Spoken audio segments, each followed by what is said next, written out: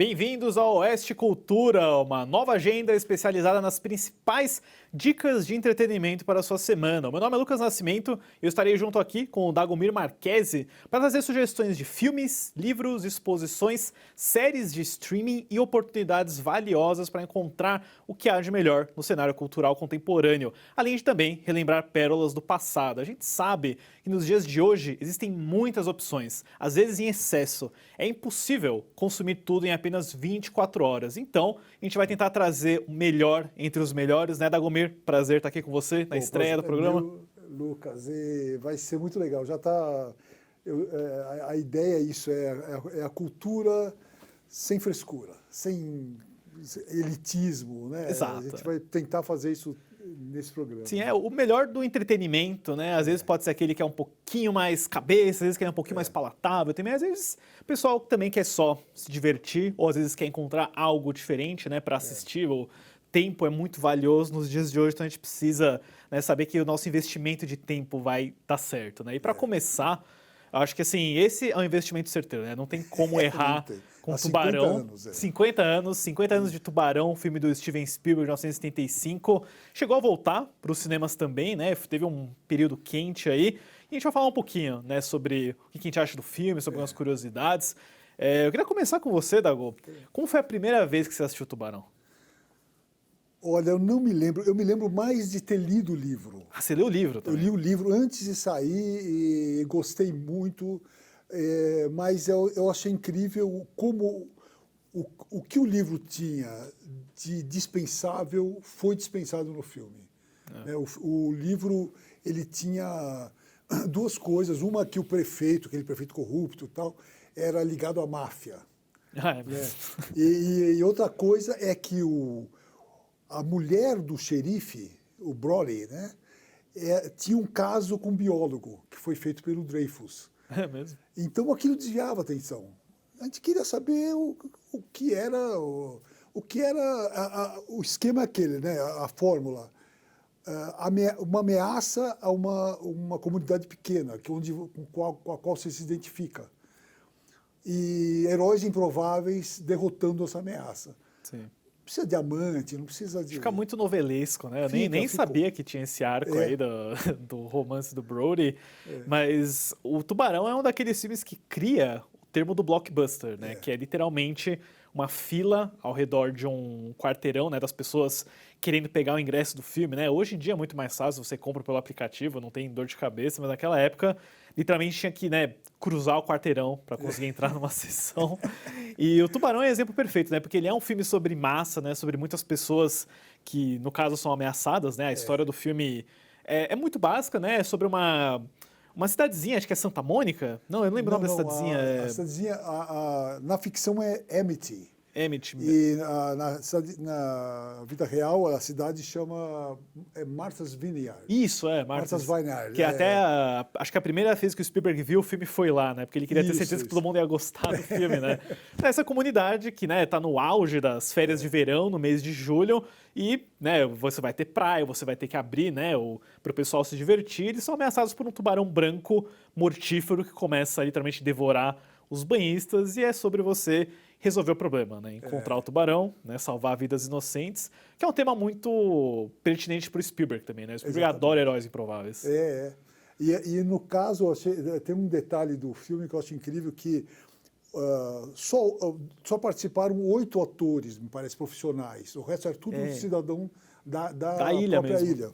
Então, foi quase um documentário sobre a vida de um balneário, como é que era, né? Sim. E eu acho que, assim, tem uma série chamada The Offer, não sei se você viu. Do Poderoso Chefão, sim. Que é contando a história dos detalhes de produção do Poderoso Chefão, e que era ligado à própria máfia. Tinha uma ligação com a máfia. O Mário Puzo, né, o autor do The Godfather, ele tinha aquela conexão lá. E no caso do Tubarão, eu acho que se você fizesse um filme sobre a filmagem do Tubarão, seria tão bom quanto. Eu também acho, até porque, né, o contexto, né, a gente pega o Steven Spielberg, que saiu de uma carreira de TV muito promissora, né? Tem o filme sobre o Steven Spielberg, que é Os Fabelmans, né, que conta um pouco sobre isso. É lindo o filme. E ele queria uma oportunidade, ele queria fazer cinema, fez um telefilme de muito sucesso que é o Encurralado, né? Exatamente. Que é basicamente um proto-tubarão, né? Também é sobre um homem que tem uma força gigantesca perseguindo ele num cenário imprevisível. Ele faz esse filme, ele faz a Louca Escapada, né, com a Goldie Sugarland Hawn. Express, né? E aí ele se depara com o livro do Tubarão, né? Acho que. Eu nem sei se o livro tinha sido lançado, eu acho. Ele viu o manuscrito e falou, puxa, isso aqui daria um bom filme. Ou ele viu o roteiro, algo assim. Eu Esse acho livro aqui, que o já, do. já tinha, acho que ele já existia. Já, né? O Já era um Peter sucesso, Benchley. mas ninguém imaginava que fosse virar um fenômeno. Exato, e foi uma produção muito conturbada, porque né, o maior dos problemas do filme é que o tubarão mecânico que eles usaram, que foi apelidado de Bruce, que era o nome do advogado da produção, se não me engano, ele constantemente quebrava, não funcionava, e o Spielberg, acho que muito sabiamente, né, transformou esse defeito numa qualidade, porque você passa a ver menos o tubarão no filme. Exatamente. E o tubarão, aliás, eu tive o prazer de ver ele de perto no museu Aqui, da Tubarão. academia de Hollywood, né? Ele está lá, ele foi É mesmo? reconstituído. Aquela mesma... Foi todo reconstituído, aquilo é um monumento. Né? E existe uma questão também que eu achei demais saber. Existe um documentário sobre os 50 anos do Tubarão, que é incrível, que está na Disney, e eles contam que tem uma cena básica no filme, que é quando a população vai para a praia. Né? E tem aquela coisa, a gente deve arriscar a população ir até a praia, Sim. Né? Isso dentro do filme. Tem um tubarão por aí. Aí o prefeito fala, não, isso é alta temporada, a gente tem A economia depende, A economia né? depende e Exato. tal. Aí descobriram depois que existia um tubarão de verdade lá. Durante a filmagem. E o Spielberg fala isso, fala que se o tubarão começasse a comer as pessoas na praia, todo mundo ia achar que era um filme. Falar, nossa, que truque bem feito, né? Que realista. Que realista. A arte imita a vida, né? Exatamente. E exatamente sobre isso, né? Falando um pouquinho sobre essa parte visual do filme, você não vê o tubarão, você tem muito do ponto de vista dele, e isso aumenta bastante o suspense, né? E acho que isso funciona até hoje, para ser sincero, né? Eu fui numa exibição do filme no cinema com a minha esposa, ela nunca tinha visto Tubarão. Ela falou, então a primeira vez que você vai assistir no cinema. E os sustos funcionam, aquela atmosfera funciona, aquela cena famosa, né, que ele tá jogando os peixes e aparece o tubarão a primeira vez, ela é muito impactante, porque você fica imaginando como é o tubarão, como é que ele é, e aí quando ele aparece, é um choque, né, porque ele é um pouquinho mais antropomorfizado que você poderia imaginar, né, tem aquela feição bem assustadora. Ele foi... O filme foi baseado... foi baseado, não, ele foi feito em cima de um defeito. Né? O Spielberg disse que ele se baseou muito no Hitchcock. O Hitchcock fazia mais o clima do que o susto em si. Né? Ele se baseou mais... Na verdade, era um filme que, como disse o Spielberg, podia ter acabado com a carreira dele. E foi que iniciou. Então, o fato do tubarão não funcionar fez com que ele escondesse mais o tubarão. E aquilo deu super certo. Menos é mais, né? Menos é mais. E, até aquela cena inicial, que a moça afoga, foi feito porque não tinha o tubarão. Sim. Né? Às vezes tem um pessoal que imagina como será que o filme seria se o tubarão funcionasse o tempo inteiro? Como que seria feito hoje, né? Com computação gráfica, com todo o acesso do mundo? Será que seria um filme pior? Seria um filme melhor? Provavelmente, né? Hoje a gente, com computação gráfica, você tem umas imitações do tubarão que estão cada vez mais ridículas, né? Sim, tem agora tubarão de 8 cabeças, né? Sim, tem o Sharknado, né? Que é uma mistura de tornado com tubarão, ou seja, chovem tubarões. Isso tudo foi possível por causa da computação gráfica. Sim, Isso quer dizer que seria ruim, porque o Spielberg, hoje, né, ele ainda faz grandes filmes, ele tem aquele domínio, né? Aqui a gente tem as continuações do Tubarão, né? Tubarão 3D. Eu acho que são todos horríveis. São muito ruins. Eu vi o 2, é horrível. Eu vi o 2 e o 3. O 3 dá pra tirar umas boas risadas, pelo menos, assim, porque é muito absurdo. Acho que no Jaws the Revenge, que é o 4... Acho que é um descendente do tubarão do primeiro filme que tá indo atrás da família do Broly. Aí eles perderam completamente o filme, né? Sério, né? Mas ainda falando sobre o menos é mais, o tubarão, tem um elemento que eu acho que é indispensável também pro Steven Spielberg, que foi a trilha sonora do John Williams, né? Verdade. Porque se você não tem o tubarão, você tem só imagens de primeira pessoa dele, você vai ter que ter uma música muito eficiente, uma música que né, o John Williams, acho que ele é o maior fabricante de temas icônicos de Hollywood e ele fez um milagre nesse Fez um filme. milagre. E ele se baseou também no Psicose, do Sim. Hitchcock, que é o conceito do triunfo da simplicidade, né? O Psicose é aquele e no Tubarão é dum, dum, dum, Sim. dum, dum. E é só isso, cara. E você ouve aquilo e fica com medo. Você fica falando, nossa. E é o suficiente, né? É o suficiente. Você tem a não sensação precisa. que é quase como se fosse a voz do tubarão aparecendo A ali. ideia era também. essa mesmo, né? De ser a voz do tubarão, né? Sim. É incrível, cara. Esse filme como as coisas dão certo Na pior nas circunstância. piores circunstâncias com um cara Exato. talentoso, que é o Spielberg. Sim, Spielberg e o Spielberg ele conta, né, que uma das coisas que ele bateu muito a cabeça com o executivo de estúdio é que ele queria gravar no oceano de verdade, né? Ele não queria gravar num tanque. Então, isso foi crucial. Eu acho que isso sobrevive nas imagens do filme, né? Todas as cópias remasterizadas, lançamento em 4K que a gente teve, eles preservam a fotografia muito deslumbrante, né? Todas as sequências de ação e a interação dos personagens também, né? Eu gosto que a gente tem três protagonistas muito diferentes entre si, né? Que é o Roy Scheider, o Richard Dreyfuss e o Robert Shaw, que é mais o veterano. E parece que tinha intrigas entre eles também, né? Tinha. No set, Diz que assim. o caçador, como é que chama? O Robert Shaw. Robert Shaw tratava muito mal o Richard Dreyfuss. Ele tratava mal. Aquele clima que tem no filme é real, porque ele pegou no pé dele e depois, agora, mais recentemente, o filho do Robert Shaw fez uma peça de teatro, que é uma peça de teatro imaginando o que aconteceu naquele barco, que eles tiveram que passar um tempão. Sobre os bastidores mesmo. Os né? bastidores, claro que o pai contava, né? Contava as histórias e tal. No caso essa cena que se passa no barco, que é uma longa cena, ela inclusive teve um enriquecimento que foi o Robert Shaw contar da história do Indianápolis, USS Indianápolis. Que foi um navio na Segunda Guerra que afundou e os marinheiros foram comidos por tubarões, né? Sim. A maior parte, né? Então, isso deu um tom de Moby Dick no filme, que é uma vingança pessoal. Ele está ali para matar o tubarão, porque o tubarão, ele viu os amigos dele sendo mortos por tubarões e tal, né? Então, essa peça eu adoraria ter visto, não chegou até aqui, mas é uma peça que é muito divertida, assim. Você vê eles bêbados, né? Eles estão completamente, entediados de ficar naquele barco, porque né, o Dreyfuss fala que o que ele mais ouvia era no rádio. Eu falei, o tubarão não está funcionando. O tubarão ficava na produção, ele estava e aí, vai rolar? Não, o tubarão não está funcionando. Sim, então eles tinham que se reinventar, do nada fazer um suspense, né? Daí vinha só a barbatana passando, né? E você já falou, nossa. Que às vezes é mais impactante do que ver o tubarão inteiro, Exatamente, assim, né? cara, Isso dá muito mais na impacto. hora, hoje, você vendo o tubarão, você vê que era precário, né, cara? Tem algumas tomadas, né, que são meio desengonçadas, né, da boca mexendo assim, mas eles conseguem rodar ao redor disso. Mas o né? gênio, né? O gênio do Spielberg, porque chega uma hora que ele vem muito de close e você presta atenção que tem um pedaço de carne no meio dos dentes, né? É verdade. Então aquilo assusta, né? Não é o tubarão em si, o tubarão fez o que pôde, né? É a consequência, né? E eu acho que falando em consequências também, né? Obviamente, todo mundo ficou com muito medo. Eu acho que as pessoas devem até ter parado de ir na praia por um tempo.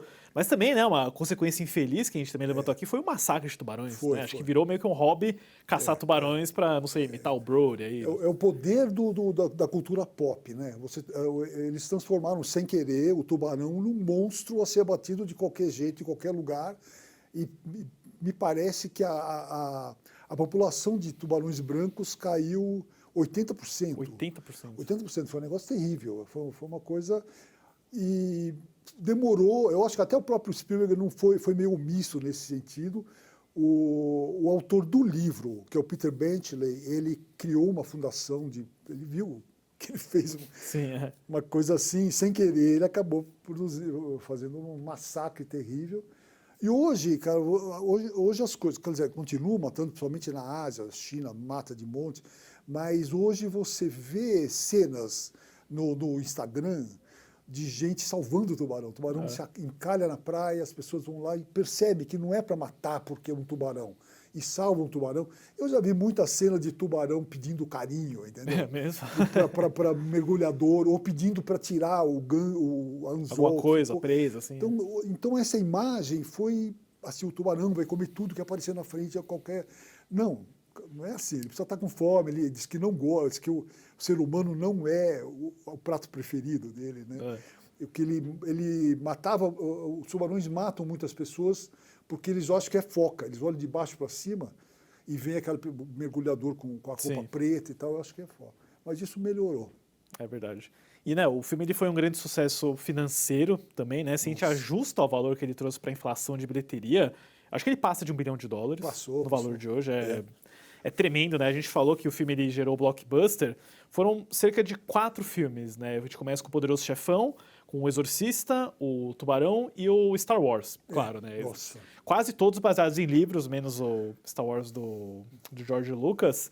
E foi sucesso no Oscar também, né? Tem um vídeo, não sei se você já viu, Dagomero, um vídeo que o Spielberg ele tinha tanta certeza que ele ia ser indicado ao Oscar de melhor diretor, que ele fez os amigos gravarem. E aí ele não é indicado. E aí ele fica completamente frustrado, assim, né? Aí tem um amigo dele que fica falando na câmera, quem dirigiu o filme? Foi o Tubarão, por acaso? Acho que é um dos maiores exemplos, assim, de reaction nos anos 70, só que deu super errado. Né? O que pra mim é uma grande justiça. O Spielberg merecia ter sido indicado, com toda certeza. Ele ficou se queixando. Eles escolheram Fellini no meu lugar, né? Eu acho que o filme ganhou 4 Oscars, mas é tudo técnico, né? Foi de trilha. Música, som. Eu não me lembro. Acho que foram 2 de som e não sei se efeitos foi indicado, mas todas as técnicas. Acho que efeitos também. Concorreu a melhor filme, mas a gente já tá falando bastante de Tubarão hoje, né? E o impacto dele, 50 anos. Por que você acha que, assim, o que tem o Tubarão, né? Que, assim, todo mundo reconhece, todo mundo gosta, todo mundo assiste? Olha, eu acho que a simplicidade, como eu falei, eu acho que a simplicidade dele, ele conta uma história que é uma história muito direta, você se identifica, você poderia trocar o tubarão por alienígena, né, ou um vírus, ela funciona, é um filme muito direto, como eu falei no começo, ele tirou a gordura da história, tirou elementos que não existiam. Eu acho que o fato de ter sido feita com a população ajudou também. É muito autêntico aquilo. Você vê natural, aquilo, né? você se sente em casa, vamos dizer, né?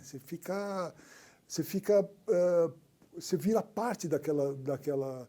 Eu acho que o filme não perdeu muito tempo com denúncia política, né? Ficou uma coisa leve no sentido da história. Você se identifica. São situações que você quer que se resolvam, né? Que quer... De certa forma, ele também tem aquele clássico bem e mal, né? Também, o Tubarão claro. é muito definido como um vilão, não tem muito tom de cinza, assim. Eu acho que isso facilita, né, a narrativa também. Também. Não tem muita dúvida, né? Você fica... A gente falou do massacre dos tubarões e tal, mas na hora você quer se livrar dele, né? Você quer... E é uma força que não dá para separar o tubarão, não dá para você pedir para ele, não, para com isso, não dá. Ele é... Sim. E é curioso até, né? Porque nos anos 70, Hollywood estava brincando muito com essa ideia do herói de tom cinza. Né? A gente começa a ver, principalmente por Star Wars, aquela visão um pouco mais maniqueísta, né? Do bem absoluto, do mal absoluto. Então, acho que nos anos 70, naquele ponto, o pessoal talvez estivesse começando a ficar um pouco cansado de uma Operação França, por exemplo, né? Que o policial ele é mais casca-grossa, ele é mais durão. E os personagens do Tubarão, obviamente, têm essas características, mas...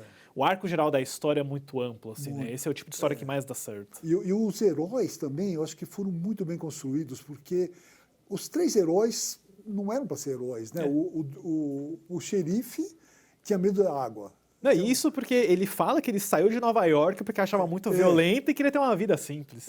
Ele tinha medo, ele não queria... O Robert Shaw, o papel do caçador, é um casca-grossa, né? Um cara que, nossa, eu não queria aquele cara, disse que ele era um cara, e disse que era terrível mesmo, como ator, bebia muito, ele era muito agressivo, e o Dreyfus era, né, o Brody, né, que era o... Não, Brody não. O Brody é o xerife. Brody é o xerife, o papel do biólogo é um cara meio da cidade, né? Um cara meio, ele fala, né, o Shaw fala, você está... contando muito dinheiro. Você não tem experiência na prática, né? Fica todo ofendido e tal. Mas eu acho que quando você junta os três, dá certo, né? Sim. É uma coisa, Uma não é o tríade herói muito de capa bem feita, branca que vai, não, é três pessoas com defeitos, com problemas, e que quando eles se juntam, eles se unem, e é muito legal. E tem aquele final glorioso, É incrível, né? aquele final que eles não queriam, eles queriam caçar, né? Simplesmente caçar um tubarão. Mas eles falaram, não, isso tem que explodir. Esse tubarão. Foi um produtor que falou, tem que explodir. Imagina, depois de tudo que ele Com fez. um tanque de oxigênio, né? Que nem faz sentido, mas a gente perdoa porque o valor imagético é incrível. É verdade, cara, não tem o menor sentido aqui. Mas tinha que explodir, né? Tinha que fazer voar tubarão para todo lado. Sim. Né?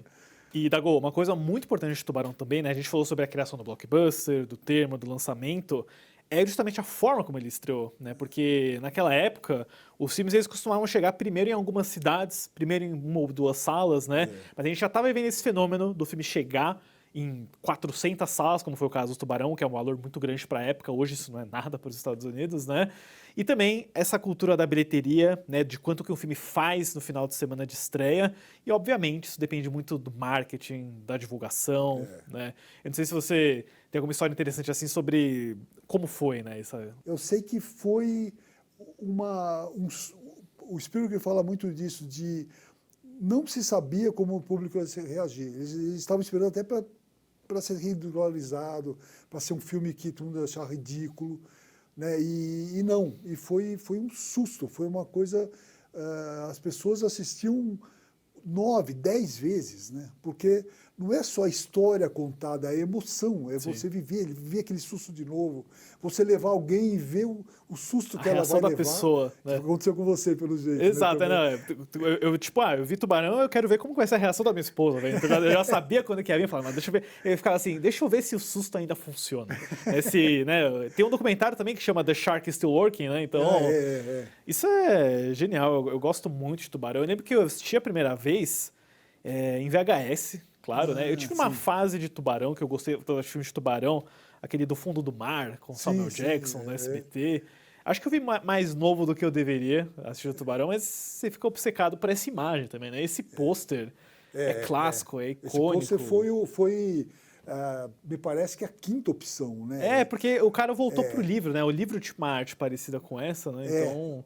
O livro mesmo, eles fizeram algumas opções. Olha, esse daí. Aí eles falaram assim, isso aí tá muito fálico, né? É verdade. Porque não tava com cara, não tava ameaçador.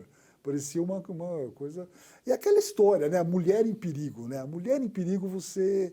É certeiro, você não falha. O filme inteiro tá aqui, né?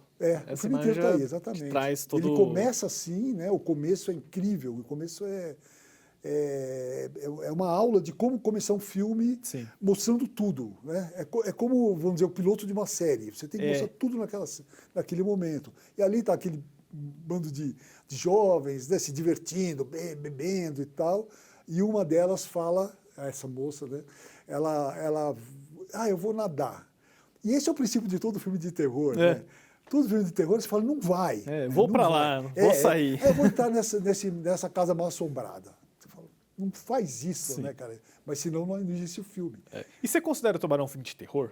Porque ele sempre aparece em listas, né, de filmes de terror. Eu acho, assim, o conceito de filme de terror hoje é tão vasto, né? Você pode considerar. Eu acho mais do que tudo é filme de terror. Um filme é um terror, né, que você não vê direito, que você não identifica a cara dele por muito tempo, mas é um filme de terror, né? Eu também acho, apesar a gente não pensa, né, na luz do dia, no mar, no calor, num cenário de terror, mas acho que não tem como fugir. Não tem como fugir, exatamente. E, Dago, para encerrar, né, nosso primeiro bloco aqui, uma pergunta polêmica. Você acha que o Tubarão é o melhor filme do Spielberg? Essa pergunta, olha... Pegar um quadro do Michelangelo e falar, esse é o melhor quadro dele, é difícil.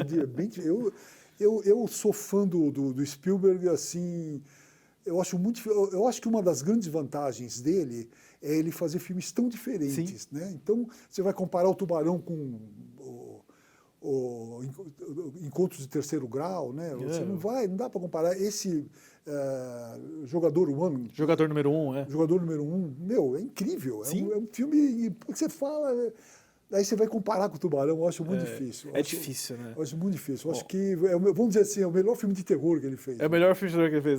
Legal, é justo, né? O meu filme preferido do Spielberg é Indiana Jones, A Última Cruzada. Uma escolha não tão popular, mas eu adoro também. Mas é como você falou, é que nem escolher um quadro do Michelangelo, porque o Spielberg é um dos melhores de todos os tempos. Quando ele erra tão pouco, né? 1941 pra mim é o piorzinho dele. Foi um filme que todos os elementos estão lá, mas deu errado.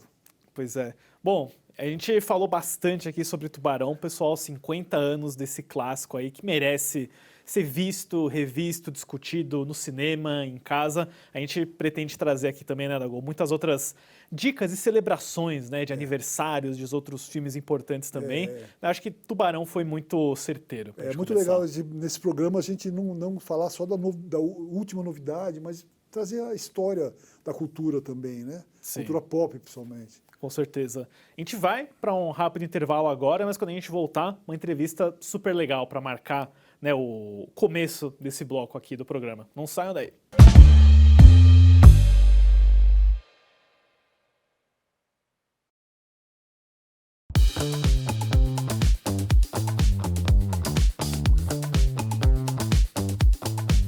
Você que acompanha a Oeste deve ter percebido que tem alguma coisa diferente acontecendo, não é? A gente avisou que vinha novidade por aí e essa novidade estreará em breve. Daqui a pouco, a Oeste estará também na TV a cabo.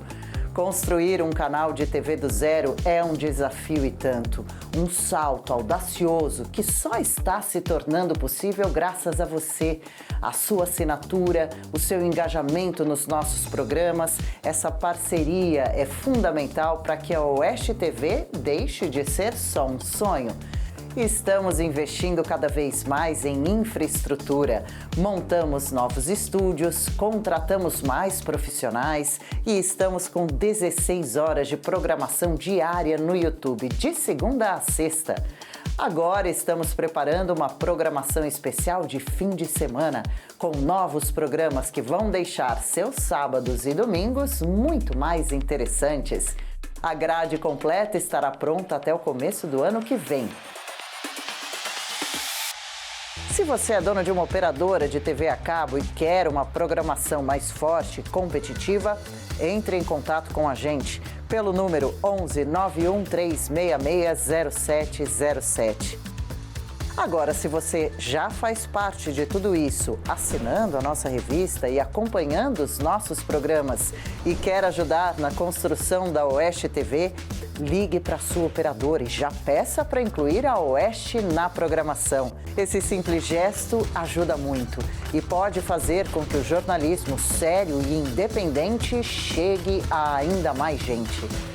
A Oeste não vem sendo construída apenas pelos seus quase 200 funcionários. Vocês, nossos assinantes e espectadores, fizeram, fazem e sempre farão parte dessa bela história. O futuro da comunicação está acontecendo agora e a sua participação é essencial. Em breve teremos novos programas, novas vozes e um canal todo nosso. Oeste TV, independente.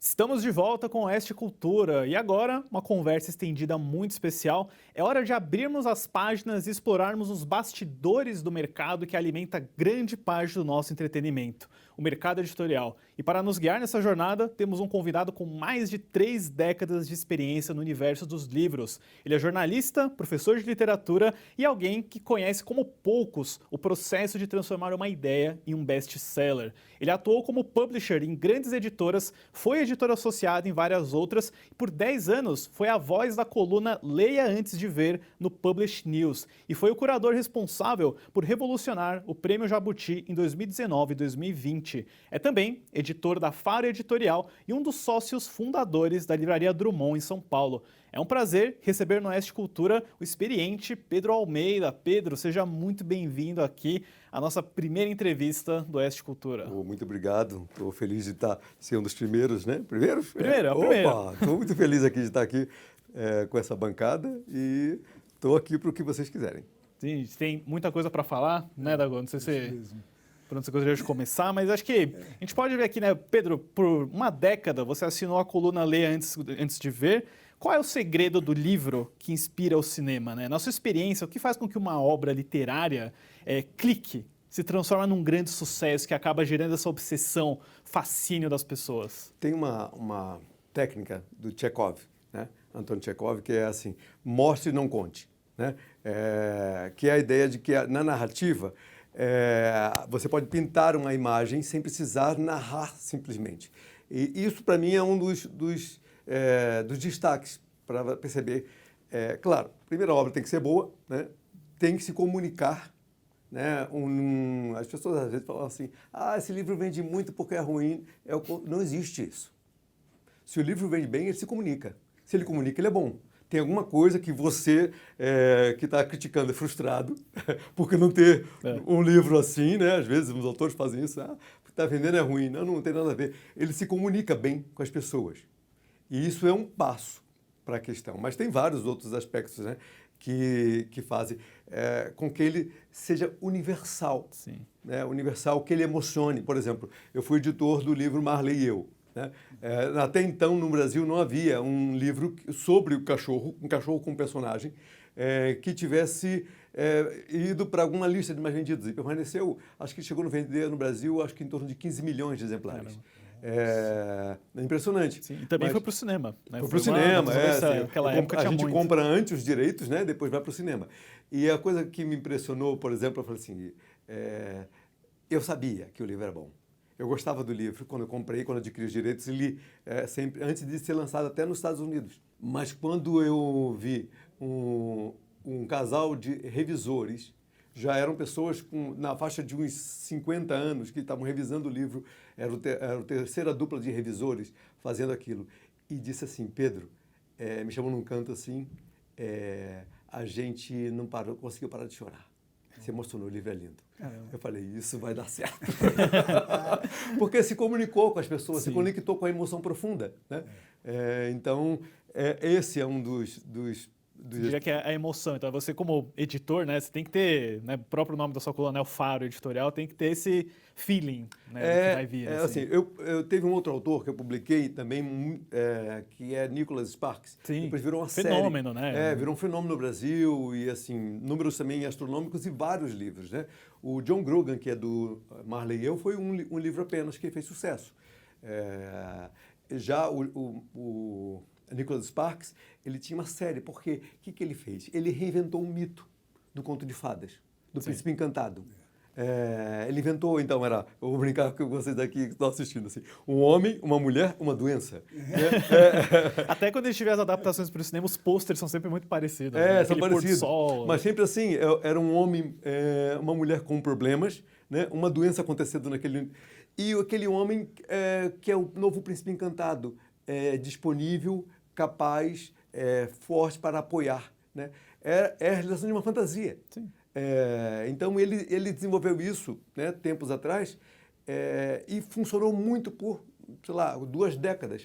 É um resgate de arquétipos também. Né? Isso acontece o tempo todo. Exato. Isso aí, o Ian Fleming, que escreveu os James Bond, todos não, né? Maioria. A maioria. 14. Ele falava que todo o livro dele era a história de São Jorge, a Princesa e o Dragão. Olha que legal. Tudo.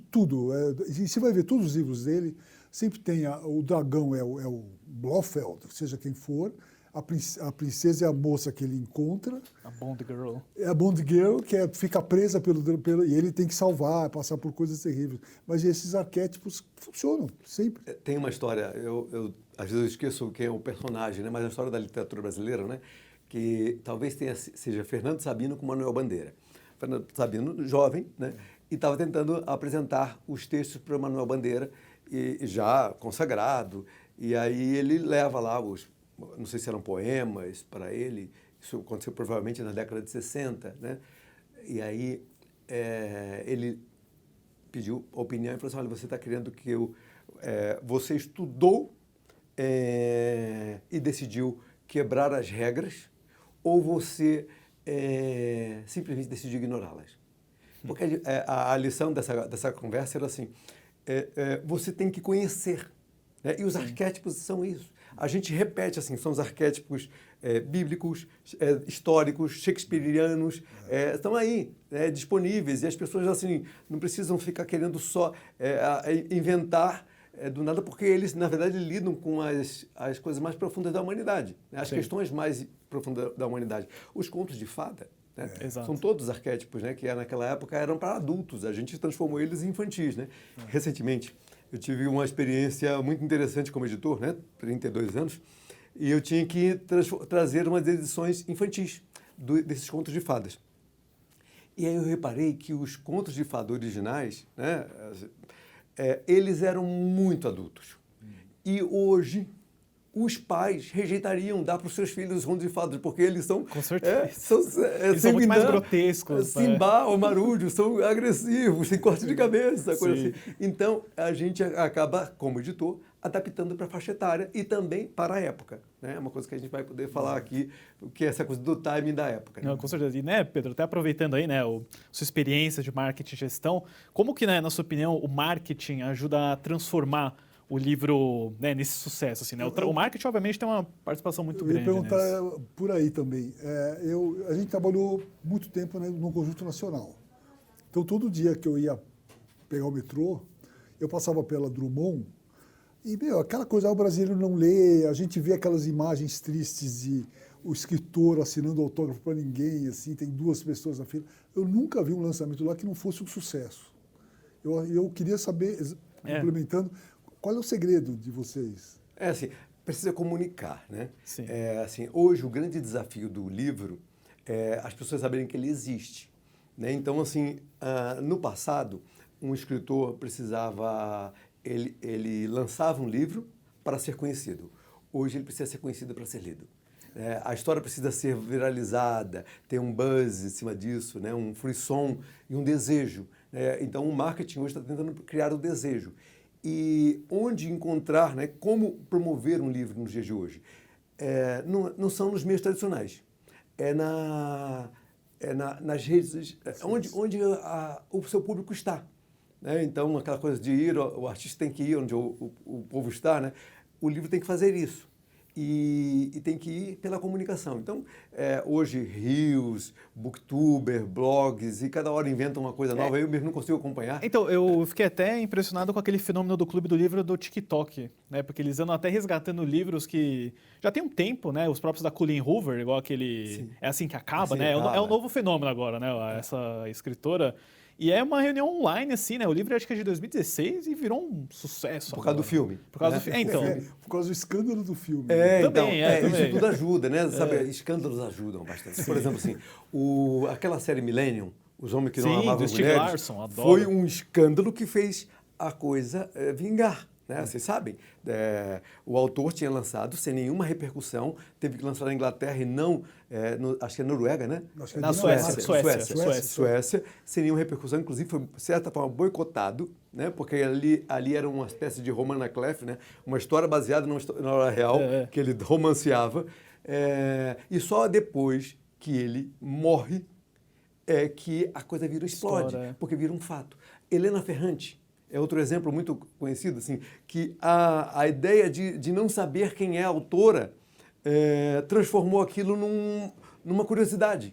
E isso acontece o tempo todo. Assim, às vezes, umas coisas que parecem assim, tão comezinhas, né, são as coisas que impulsionam, né, um livro. Então, esses fatos externos ajudam bastante. E do seu lado do marketing, assim, Pedro, nunca teve uma situação de, tipo, às vezes tentar criar uma narrativa, assim? Tipo, você sabe que isso aqui vai ser para chamar atenção, por exemplo. Porque do Stieg Larsson, obviamente, né, ele morreu, teve um ataque cardíaco, né, foi super trágico, mas não existe um lado, assim, do tipo, nossa, então, se a gente lançar o livro, assim, se a gente tiver algo para chamar atenção, né, não sei se... Eu mesmo nunca fiz nada disso, e é muito difícil você criar um fenômeno, por exemplo, assim, hoje o livro é um fenômeno sempre global, né, então é difícil a gente a não ser com autores nacionais que dependem muito da sua própria rede de comunicação, né? É difícil você lançar no Brasil algo que não foi sucesso no resto do mundo. Sim, né?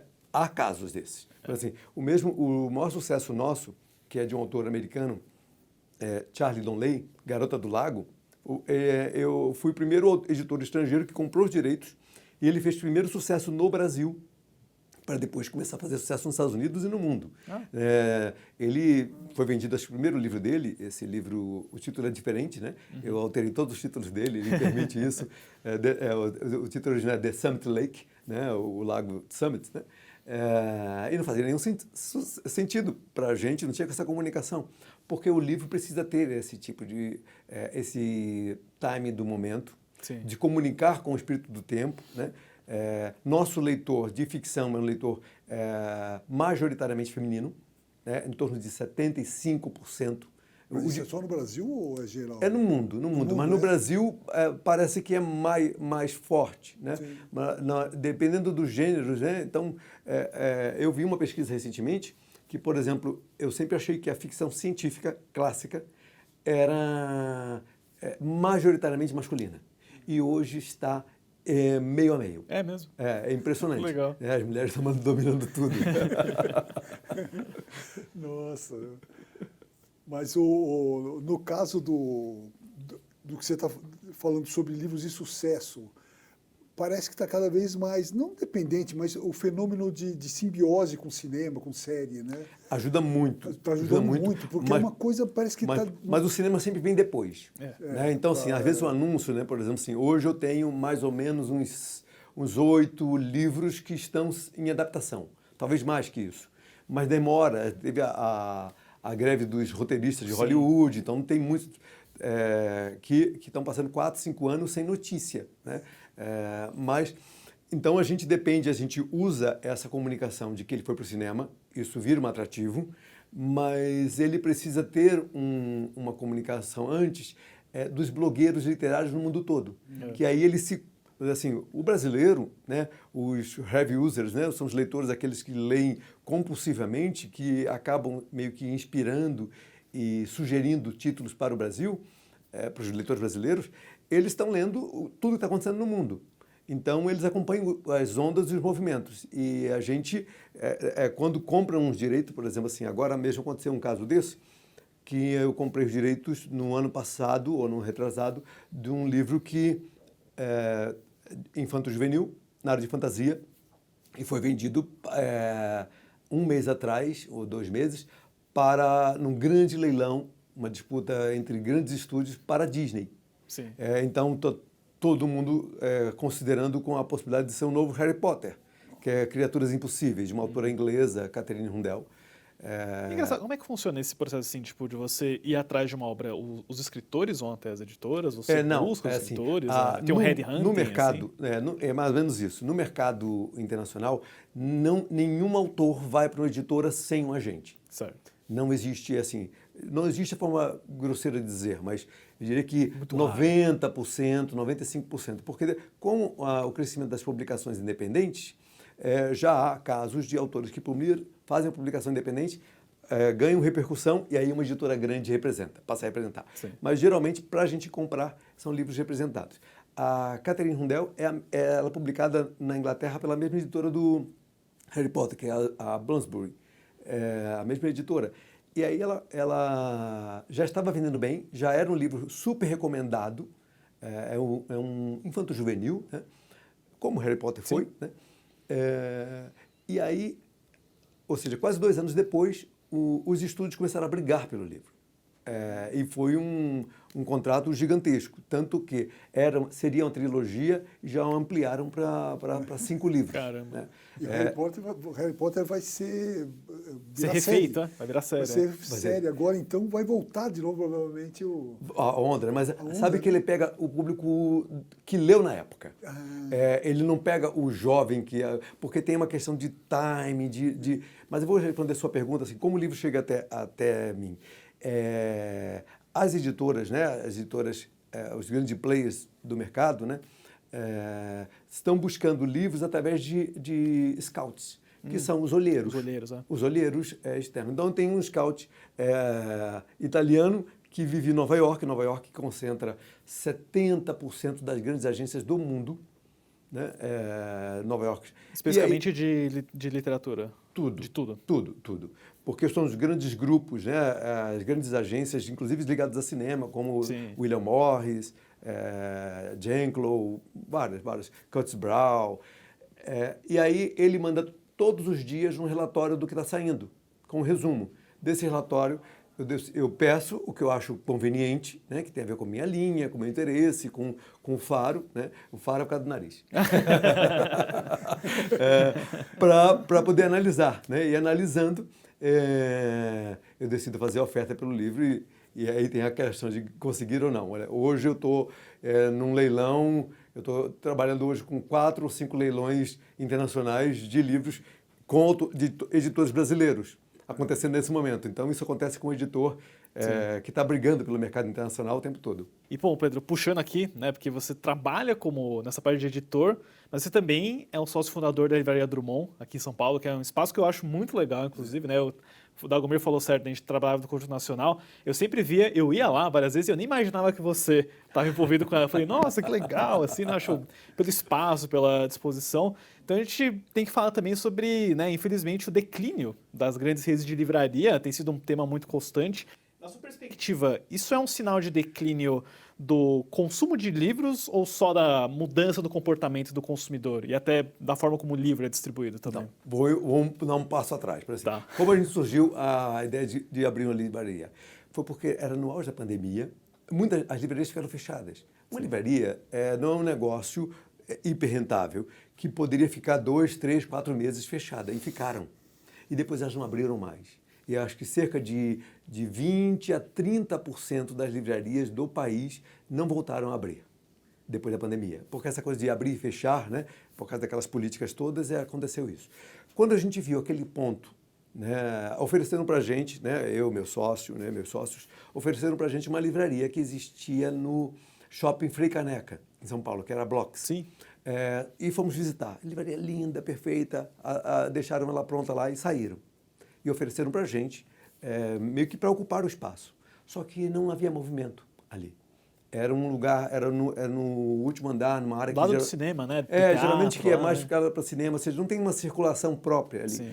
Só que aí, assim, você vai visitar uma coisa que você, assim, não quero ter uma livraria. E aí decide assim, e se? Né? Aí fomos tomar um café no Conjunto Nacional e estava lá aquela livraria, aquele ponto que foi por 3 ou 4 décadas, um ponto forte de encontro, um palco de lançamentos no país inteiro, né? No meio da Paulista, fechado. Aí fomos conversar e decidimos, então, abrir a livraria. O que está acontecendo hoje no mercado é um grande movimento, mas em todas as áreas, das pessoas, até por conta da pandemia, daquela coisa de fechamento, das pessoas comprarem mais online. Então, isso prejudicou bastante as livrarias. Mas, por exemplo, assim, elas vão ter que encontrar, elas estão encontrando, né, as livrarias estão encontrando um jeito de se adaptar a isso. Você, por exemplo, vai ver que no passado recente havia muitas megastores, lojas de 1.000 metros, 2.000 metros. Isso não cabe nos dias de hoje, porque o livro não rende o suficiente para pagar um aluguel tão caro como aquele. E ter espaços de convivência, de sentar, ficar lá 4, 5 horas. As pessoas falam assim, eu fiquei 4, 5 horas na livraria. Gente, você está ocupando espaço e pagando, que a livraria não comporta isso, né? Ou tomando café por 2 horas num banco, a livraria não comporta isso. Então, elas estão hoje mais... são menores em tamanho, e estão ali fornecendo acervo. E nós nos dedicamos a isso. Nós temos uma livraria de 220 metros, 40 mil títulos. Né? Então, é um acervo que você não encontra. E por que as livrarias são importantes? E aí é um apelo para quem... Se frequenta a livraria, quer que elas existem, frequentem e comprem. Porque na internet sempre vai ser mais barato, porque não tem outros custos. Né? É uma conta básica, não tem tantos custos. Só que o atendimento, a possibilidade de você folhear, olhar o livro, conhecer e descobrir, né, porque a livraria permite que você descubra. Você gosta de uma área, fantasia, você vai na área de fantasia e você tem lá 300 livros. Você vai numa área de ficção científica ou de literatura nacional ou de novidades, né? A gente mantém uma estante lá, algumas estantes só de novidades, de lançamentos, porque todos os dias se lançam muitos títulos. E se você não frequentar, você não conhece. Porque quem está falando de livro hoje na televisão? Pois é. Não tem ninguém falando. Acabaram os programas de entrevistas com autores. A gente está... Ainda bem que isso aconteceu. Eu acho isso curioso também, né? Eu comparo muito com a locadora, né? Com aquela coisa de você descobrir um filme, assim, né? Hoje, é tanta coisa saindo, é um imediatismo tão grande que às vezes você não tem aquela sessão da descoberta, né? Então, acho que isso que você falou, né? A sessão de lançamentos, a sessão dos gêneros, é uma excelente porta de entrada para descobrir algo que você não sabe. Eu queria perguntar uma coisa para você também, como editor. Eu virei um adepto total do livro digital. Eu não pego mais livro de papel. Para mim, eu ouço as pessoas criticarem o livro digital e eu sou completamente adepto. Eu parei de ler livro de papel praticamente. Mas eu noto uma pressão muito grande contra o livro digital, no Brasil principalmente. Que, enfim, falam das desvantagens dele. Queria saber o que você acha disso. Eu não vejo uma campanha contra o livro digital. Porque quando começaram a falar do livro digital, do e-book, falava-se muito dentro do mercado, né? Então era um discurso interno que assim, o livro digital vai acabar com o físico. E olha as vantagens. Preço, várias coisas. E isso isso sempre aconteceu, né? Quando surgiu a TV ia acabar com o rádio, quando surgiu a TV ia acabar com o teatro, né? O cinema, essas coisas todas. Isso não acontece, elas acabam convivendo. O fato é que o livro digital ele tem o seu próprio público. Eu leio tudo que eu vou publicar, eu estou lendo 1 ou 2 anos antes dele ser publicado. Então eu só posso ler no digital. Né? Então eu leio tudo no digital. Eu, como consumidor, prefiro físico. Eu pessoalmente falando também. Assim. Ainda mais assim, tem a coisa da beleza das edições, né? Das coisas todas assim. Mas eu trabalho 32 anos com livro. Eu não posso acumular mais livros. Então, assim, eu leio e passo para frente. Eu leio e vira doação. Brinco, né? Até um comentarista usou depois assim como jargão. Eu estava oferecendo o livro para ele, ele falou assim, toma aqui esse livro, se você gostar, você indica, se você não gostar, dá para alguém que você não gosta. É verdade. É engraçado, você falou sobre a curadoria, né? Como você acha que mudou isso, a curadoria de conteúdo mudou dos anos 90 até hoje, onde a gente tem esse volume avassalador de informação e autopublicação também, né? Qual que você diria que é a responsabilidade como editor nesse novo cenário? Assim, o mercado mudou bastante, né? Assim, dos anos 80 ou 90 para cá, a gente, por exemplo, se via que os livros, já havia as listas mais vendidos, e as listas mais vendidas são importantes porque elas dão uma espécie de parâmetro de um tipo de qualidade.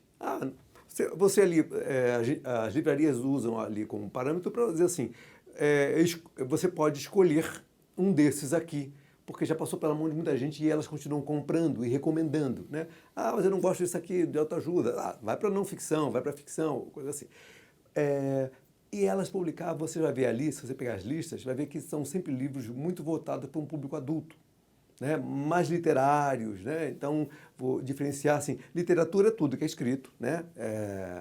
E literário é aquilo que dá ênfase à arte, à forma, né? Não tanto ao conteúdo, né? À história em si.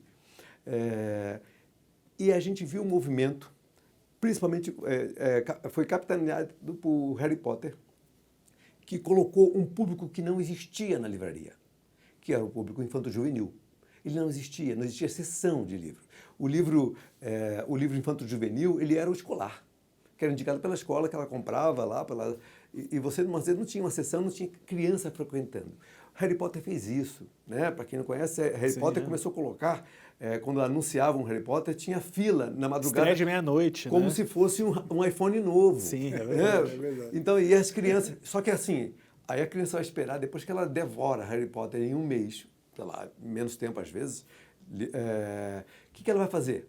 ela foi para outros livros de fantasia. Ela foi para Tolkien, né? Foi para Bill Pullman, foi para o guarda-roupa lá, o Leão, o guarda-roupa e a feiticeira. Não, isso aconteceu comigo, porque eu peguei esses lançamentos do Harry Potter e quando você ia na livraria, tinha isso mesmo, né? Tipo, os relacionados, né? Eu li a Bússola de Ouro, fui atrás aquele lá do Monstro do Lago Ness, todos esses Sim. infantos juvenil que o cinema também foi levando. Você estava né? no gênero de fantasia, né? Sim. E aí, como assim? Você não vai esperar. Agora você foi picado pela coisa de ler. Como que você vai fazer agora? Aí começaram a trazer os outros e os clássicos e as pessoas vão escolhendo os seus, né? O que aconteceu com esse fenômeno de Harry Potter foi que ele colocou muita gente. Todo gênero que surgiram depois de Harry Potter, vários gêneros que acompanharam as idades desse público que foi formado com Harry Potter, né? Então, o Harry Potter tinha mais ou menos uma idade ali de 12, 14 anos, mais ou menos, talvez 16. Outros liam, sim, mas a média forte era esse. E você vai ver vários outros gêneros e livros e autores que fizeram grande sucesso por causa de Harry Potter. Por exemplo, Crepúsculo. Sim. Vai acontecer 8 anos depois. Porque nós criamos gêneros, colocamos uma massa de leitores no mercado, com a faixa etária em que quer se reconhecer, quer conhecer histórias que se conectem com a realidade, com a mentalidade, com as ideias. Por isso que é muito difícil, né? É uma questão, por exemplo, que eu discuto no meu meio há muito tempo, e é um erro gravíssimo da formação de leitor no Brasil, querer ensinar literatura ou formar leitores, querendo que os jovens leiam obras escritas há 100, 150 anos atrás para adultos naquela época, como Machado de Assis, como José de Alencar, como livros O Cortiço, a Luiz Azevedo. Então, assim, você tem que primeiro formar, e para você formar, você tem que focar no prazer. Sim, porque senão é lição de casa. Aí a criança não quer a lição de Não, casa, e ela aí quer é a prazer. receita para a desgraça. Sim. É a receita para a pessoa desistir de ler e vai entender. E isso vai ser aquela coisa, meio aquele filme A Origem, que Sim. bota uma coisa na cabeça e nunca mais. E ela vai decidir que a leitura é uma coisa ruim e Sim. chata. Você diria, então, a gente falou tanto sobre Harry Potter, né, que talvez o Harry Potter tenha sido a obra mais importante dos últimos 30 anos para levar pessoas à livraria? Talvez 50. É mesmo. Porque ela colocou uma gama de pessoas para ler. Por exemplo, quando eu falo que até os anos 80, 90, você tinha aí, quem estava lendo era Estação Finlândia. Você vai lembrar. Foi um best-seller no Brasil, indicado por Paulo Francis. Né? E vários best-sellers aconteceram nessa época, indicado pela nata da intelectualidade no Brasil. Só que aí depois você vai colocar aí uma massa de leitores tão intensa, capaz de fomentar listas, e isso vai promover outros escritores e outros livros do mesmo gênero. Então, assim, a literatura juvenil e jovem adulto vai crescer fortemente. Então, esses outros livros adultos, mais literários, deixaram de ser lidos? Não. Só que o número de pessoas que Harry Potter colocou para ler, e ler como bicicleta, é um hábito que não se perde, né?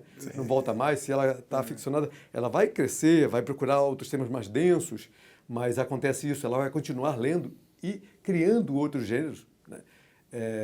Não volta mais. É uma conexão que se teve e Harry Potter fez isso.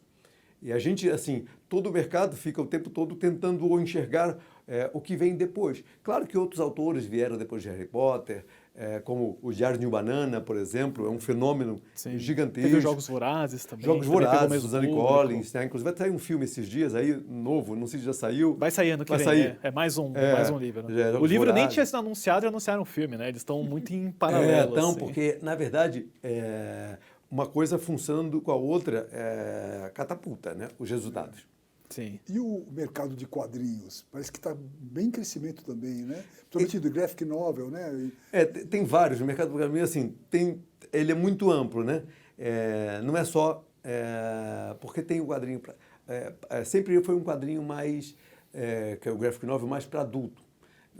O mercado super rentável é o de super-heróis. As maiores franquias do cinema atualmente são todas de super-heróis. né? Então, os atores, por exemplo, podem até assim, eu não quero ficar fazendo super-herói a vida inteira, mas assim, o que ele ganha de dinheiro com super-herói, ele pode fazer, ele pode se aposentar depois de uns 2 ou 3 filmes pro resto da vida, se quiser. Né? Mas tem outros tipos de quadrinhos, né? O mais reflexivo, agora está surgindo, já está forte no mundo todo, um quadrinho infantil, né? E foi muito importante também os quadrinhos terem partido para as adaptações de clássicos. Sim. Eu mesmo lancei uma edição do Guerra e Paz. Um quadrinho. Um livro de, não sei, quase 1000 páginas, mas em quadrinhos ele fica palatável. E por que ele é bom? Porque ele compacta um texto que geralmente uma pessoa, um jovem, né, iria ter muita dificuldade de encarar.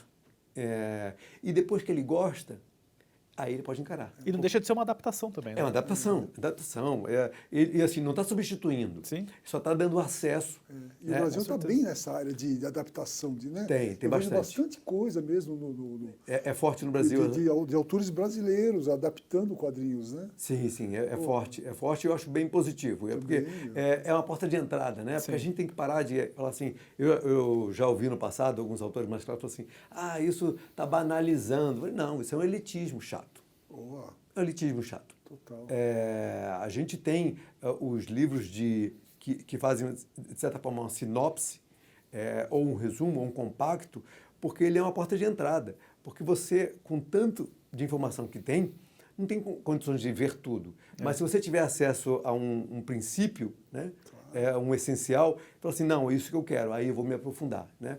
Isso com qualquer obra. Né? Então, eu acho super louvável. Eu mesmo lancei uma série, era temática de acho que é da Universidade de Oxford, que era sobre temas, né? Temas específicos, economia, psicologia, Jung, Freud, assim, e era bem divertido. Então é uma porta de entrada. Com certeza. Até para o jovem, assim, o cara quer ser psicanalista, psicólogo, assim, ele dá uma olhada, física quântica. Quando eu entreguei esse livro de física quântica para um tradutor meu, eu falei assim, pensei assim, puxa, depois que eu vi a tradução, porque era uma série, então eu falei, então física quântica também. Eu falei, nossa, que maldade que eu fiz com você, que assunto difícil. E olha que era uma versão simplificada. Né? Então, assim, a pessoa tem acesso ali, um conhecimento básico, que se ela quiser se aprofundar, ela tem. Eu não estou acabando com o livro original. Né? Eu não estou acabando com a obra de Jung, dando um princípio de Jung. Né? Sim. É isso. Mas aí a questão dos puristas sempre houve, mas hoje são cada vez vozes minoritárias. Essa é verdade. E os quadrinhos entraram nas livrarias, né? Na Drummond, inclusive, tem uma sessão. Sim, é enorme. ótima, inclusive, eu sempre vejo boa. lá. Ô Pedro, infelizmente a gente está chegando no fim do nosso tempo, né? A gente falou que essa entrevista ia abordar muita coisa. Qual que você acha que, assim, né? Tudo que a gente falou aqui, principal lição que você aprendeu ao longo desses 30 anos, né? Em relação ao público e ao consumo do livro, interesse pela leitura também? Assim, Só recado final, assim. Existe uma ideia de que, às vezes, essa coisa de qualidade, né? O livro, quando ele não vende, ele tem algum problema. Então, assim, não é o público.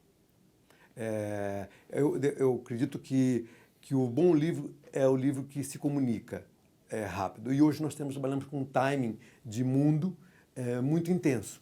Então, não dá para assim, não há tanto espaço. Se você quer atingir muita gente, não estou falando de grupos específicos, de você fazer aquelas obras muito abstratas. Cabeça. Tem espaço para tudo, mas se você está buscando atender muita gente, se comunicar, tem que ser um pouco mais rápido, porque é o timing do momento. Sim. Então, o que eu aprendi nesses 32 anos é que é um mercado da impermanência. Nada se mantém por muito tempo. É diferente de uma indústria, por exemplo, como do sabão em pó ou do cimento, que é a mesma coisa aí por 50, 100... Não precisa mudar. Esses temas se conectam muito com o movimento do momento, o espírito do tempo, e eles não duram mais que 5 anos. Então, você tem que se renovar continuamente. Então, esse é o grande desafio que eu me ponho, né, o tempo todo, e acho que todo editor tem que se colocar. Legal. Pedro, foi um prazer receber você aqui no Oeste Cultura. Fica o convite também, né, para todo mundo conhecer a Livraria Drummond, que é ótima. Não estou falando só porque o Pedro está aqui do meu lado, mas realmente tem um acervo muito legal, o ambiente é muito bacana também. Então, obrigado mais uma vez, Pedro. As portas estão sempre abertas aí. Obrigado, adorei a conversa. Tá. A gente vai para um rápido intervalo e já volta.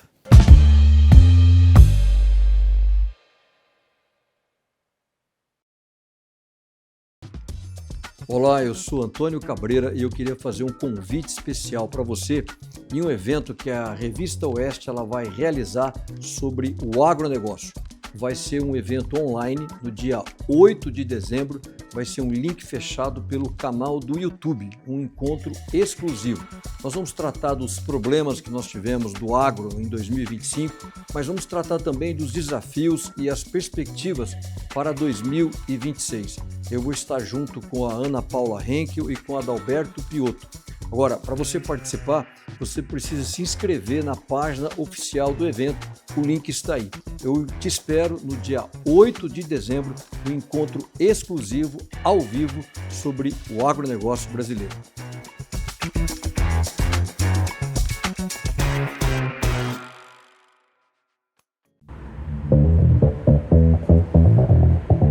O ano de 2026 tem tudo para mudar os rumos do Brasil. O povo vai eleger 27 governadores, 54 senadores, 513 deputados. E escolherá o próximo presidente da República.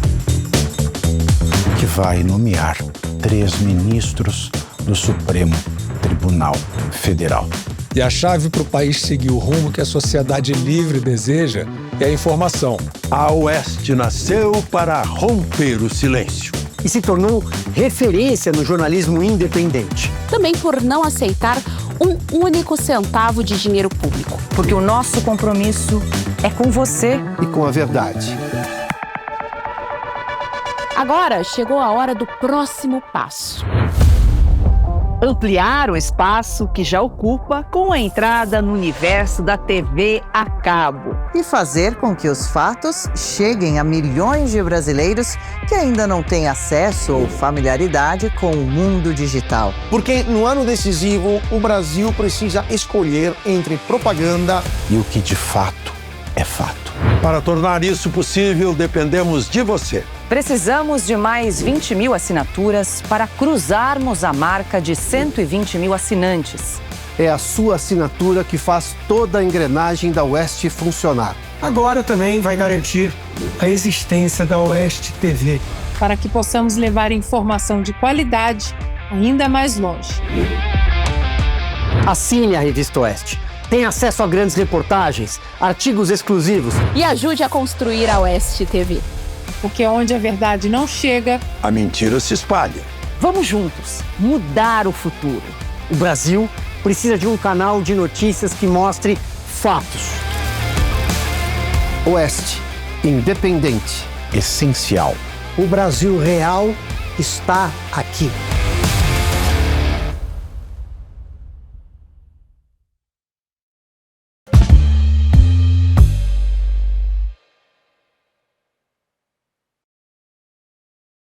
Chegando agora à última sessão do Oeste Cultura de hoje, esse vai ser um quadro fixo, né? Já avisando aqui também, né? Agora vai ser hora da gente selecionar o que há de melhor, o que há de mais interessante, mais relevante também, né? Se você chegou do trabalho, quer assistir alguma coisa ou quer encontrar um tipo de história que você nunca tinha visto também, a gente vai trazer aqui dicas de cinema, streaming, às vezes com custo gratuito também, né? A gente vai começar aqui com uma série que eu e o Dagon a gente tá comentando há semanas já, né? Que eu pessoalmente, assim, tô fascinado por ela, que é o Pluribus, é uma série da Apple TV Plus que é criada pelo gênio Vince Gilligan, criador do Breaking Bad, do Better Call Saul também.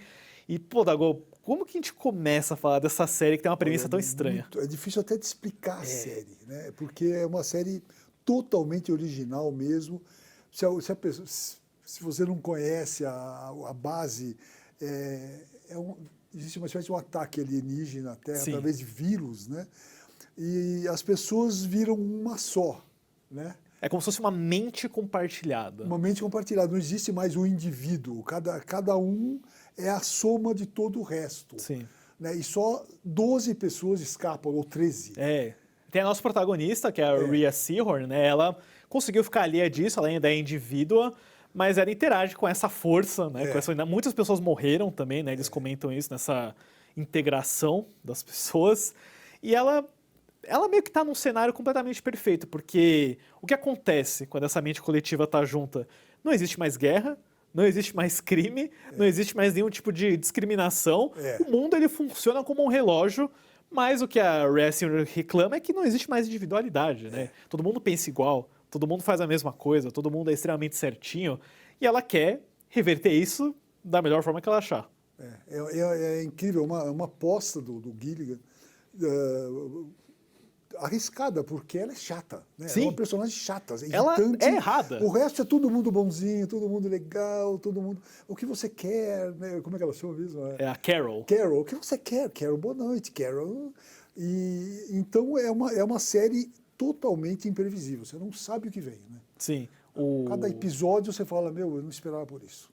E o Gilligan ele falou que vão ser 4 temporadas, né? Eu nem consigo imaginar qual vai ser o desdobramento. Não dá para imaginar o que vai ser. É incrível. Ele fez... Dizem que tem a ver com o tratamento de inteligência artificial. Também né? Somos todos... Eles sempre elogiam muito a gente e tal. Eu acho que foi inspiração para ele. Eu acho que não é à toa que a personagem é escritora, né? É também. escritora de romances meio pirata, né? Meio novelesco, assim.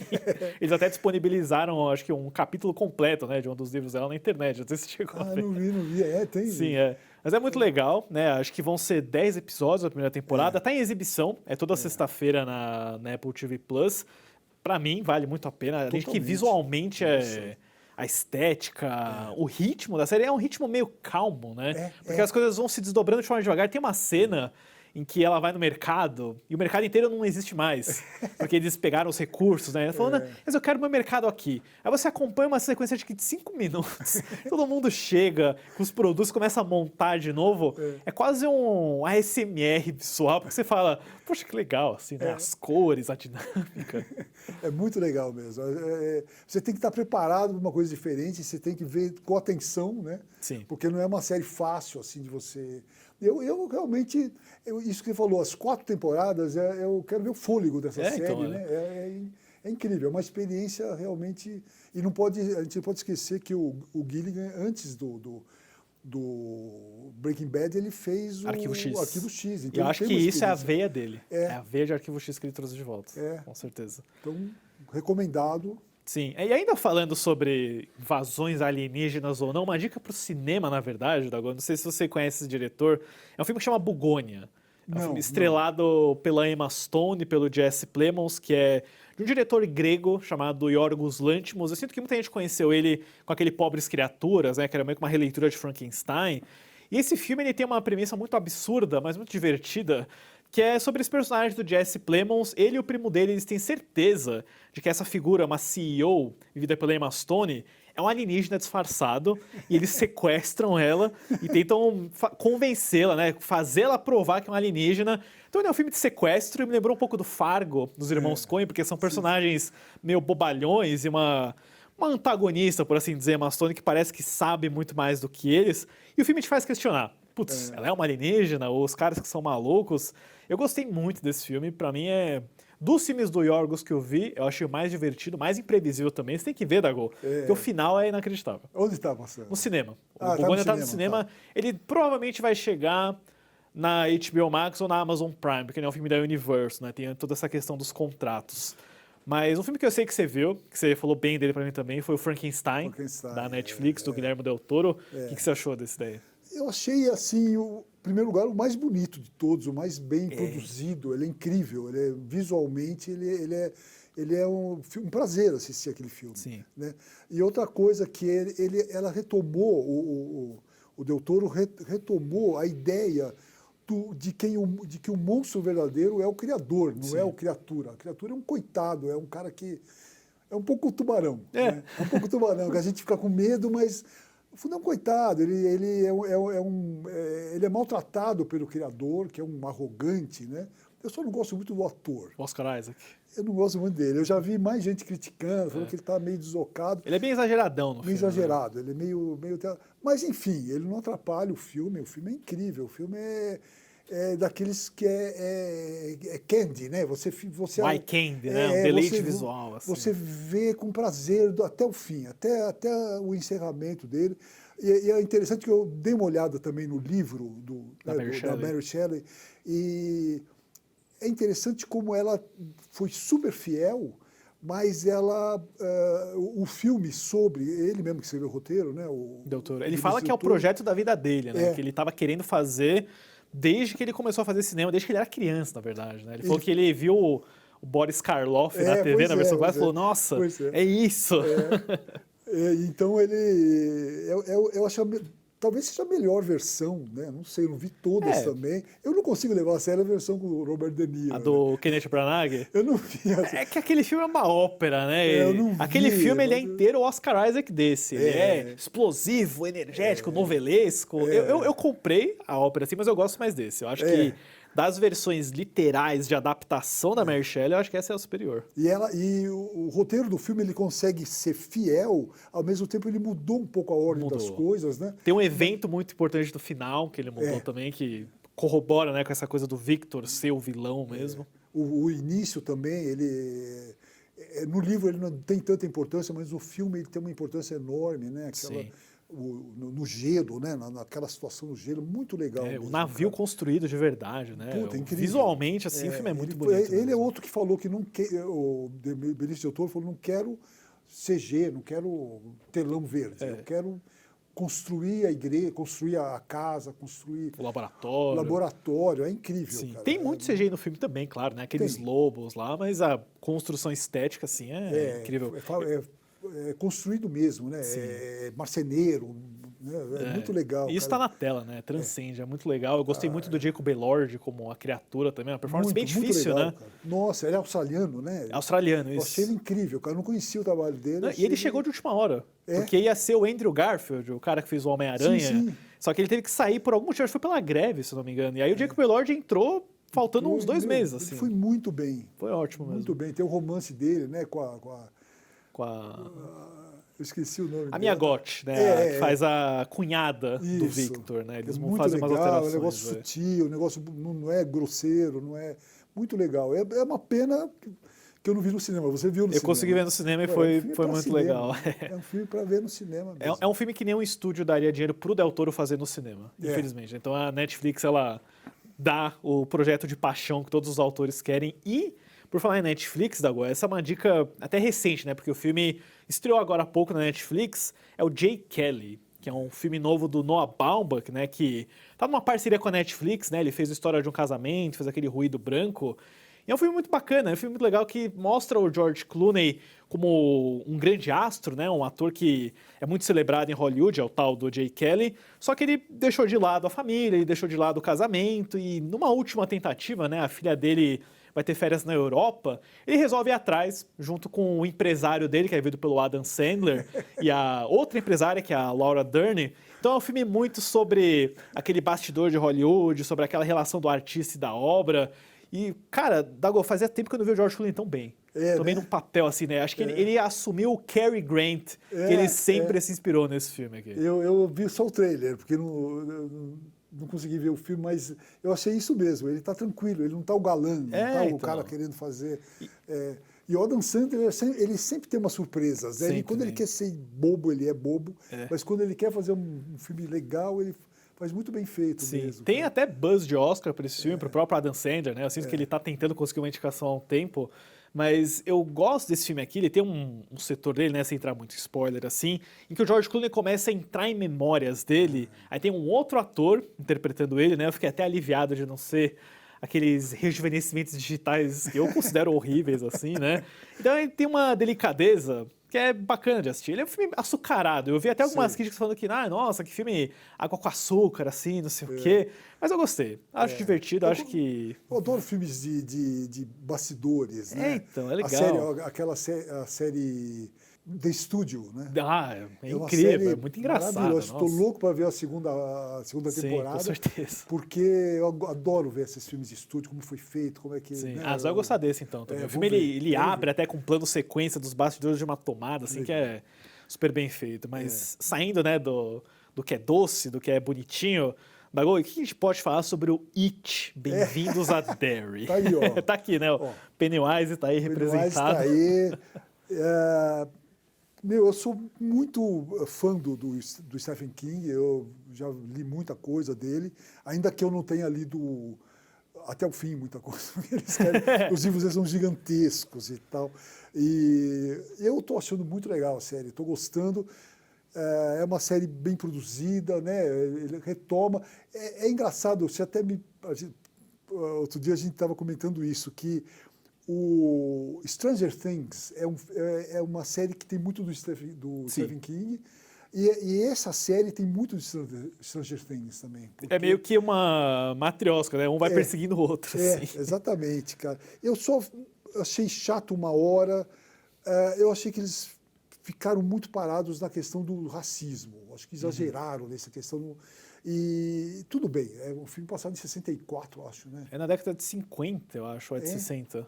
Então, tá no passado, né? Passa antes dos filmes. Quer dizer, é uma questão que... Tudo bem, naquela época o racismo era muito maior que agora, mas aquela questão do woke, né? A gente fica meio grilado de saber.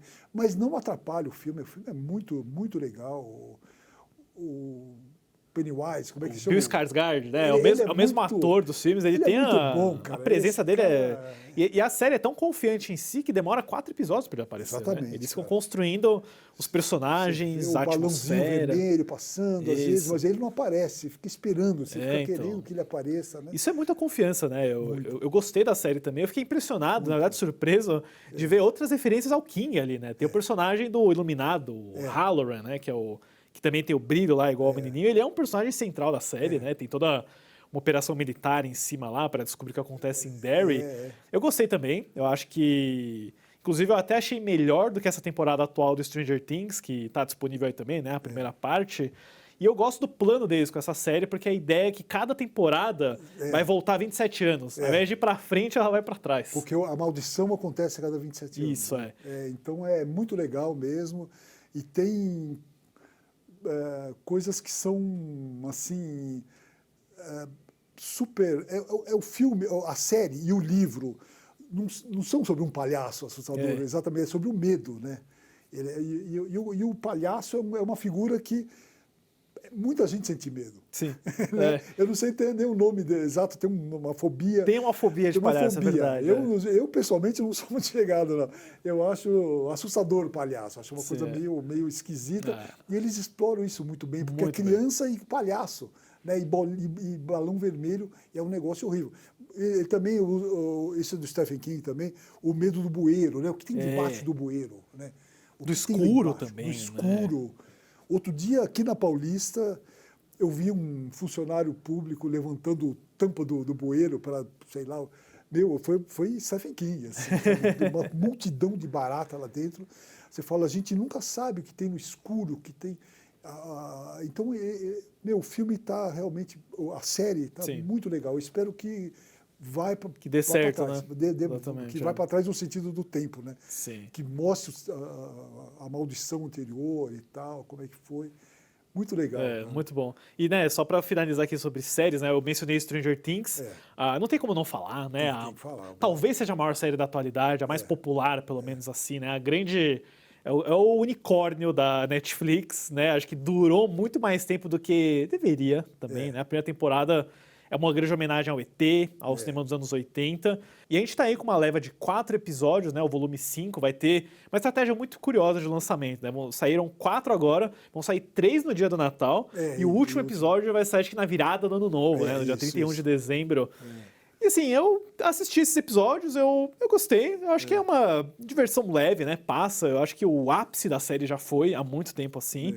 Eu acho sempre muito difícil acreditar que, né, essas crianças eram crianças na primeira temporada, agora são adultos aí falando que tem 15 anos de idade, perde um pouco a sua suspensão de descrença.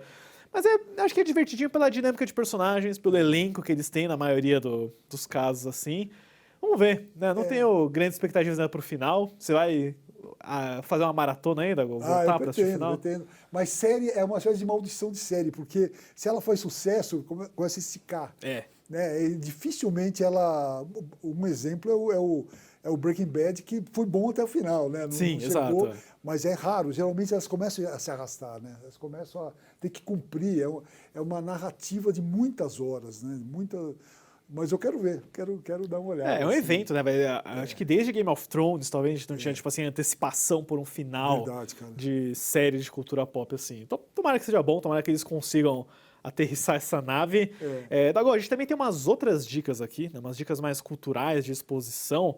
Eu queria começar com uma que parece ser muito legal, que é Uma Noite com os Impressionistas, em Paris, 1884, pelo que eu vi.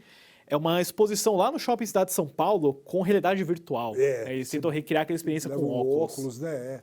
Estou muito curioso de ver isso aí também. Sim, deve ser muito legal. A gente está até pensando em trazer para o programa talvez uma visita, né? Algo imersivo, seria muito bacana. Ela vai acontecer até março de 2026, é pago, a gente vai deixar as informações aqui também. Tem uma outra exposição que é do... Onde está essa daí? No Shopping Cidade de São Paulo. Legal. Shopping Cidade de São Paulo, aqui na Avenida Paulista também. A gente destaca também, né, o Museu de Arte Sacra aqui em São Paulo, que está com uma exposição de presépios, né, pegando isso aí, onda do Natal. Acho que é muito bonito também, vale a pena ser conferido. Fica lá na Avenida Tiradentes, né, próximo da Estação da Luz. Vai até 11 de janeiro. E, Dago, eu preciso te falar de uma dica muito legal, né, porque tem muita coisa de graça na internet, mas a gente tem que ver o que é bom, o que presta, o que é relevante. E eu não sabia disso, mas na época do Jovem Indiana Jones, lembra daquela série lá da Lucasfilm? Eles produziram para o lançamento em DVD vários mini documentários sobre personalidades históricas. E eu descobri que no YouTube da Lucasfilm tem todos lá. São mini documentários de meia hora falando sobre personalidades como Winston Churchill, o F. Scott Fitzgerald, Thomas Edison. É muito legal, uma playlist gigantesca. A gente vai deixar compartilhada aqui também, né? Não sei se chegou a... Você conhece a série do Jovem Indiana Jones? O que você acha dessa dica? Eu não assisti. Eu também não. Eu nem sabia que era do Jovem Indiana Jones essa série de mini-docs. Mas legal, né, cara? Saber que tá... YouTube tem muita coisa. Sim, e vai ser, né, o nosso objetivo aqui no Oeste Cultura trazer dicas, sugestões toda semana aqui, né? Então, Dago, muito obrigado aí por essa estreia, pelo papo, pelas dicas. Muito legal. Eu gostei muito, cara. Legal. A gente vai estar aí toda semana, né, trazendo novidades de estreias, relembrando, né, grandes filmes, grandes séries, destacando também o que acontece aqui na cultura, né, de exposições, de mostras. Vai ter muita coisa pra gente falar aqui ainda, né, Dago? Então é isso aí, né? A gente volta na próxima semana com mais dicas e sugestões para o seu entretenimento.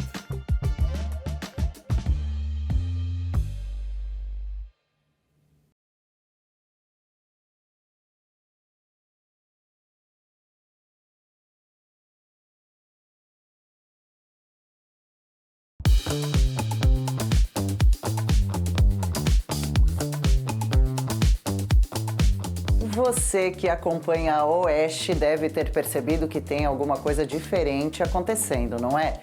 A gente avisou que vinha novidade por aí e essa novidade estreará em breve. Daqui a pouco, a Oeste estará também na TV a cabo. Construir um canal de TV do zero é um desafio e tanto. Um salto audacioso que só está se tornando possível graças a você. A sua assinatura, o seu engajamento nos nossos programas, essa parceria é fundamental para que a Oeste TV deixe de ser só um sonho. Estamos investindo cada vez mais em infraestrutura. Montamos novos estúdios, contratamos mais profissionais e estamos com 16 horas de programação diária no YouTube, de segunda a sexta.